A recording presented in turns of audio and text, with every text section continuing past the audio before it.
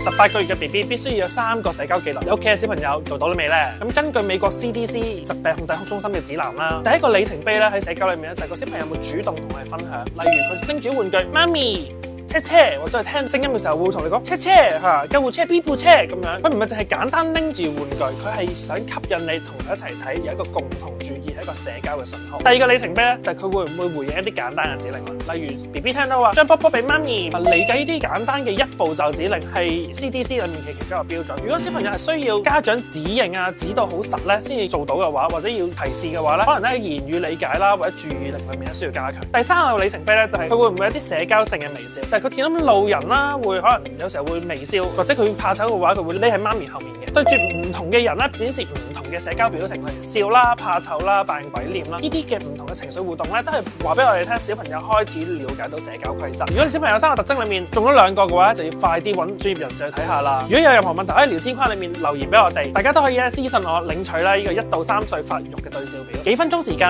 喺屋企自己做篩查。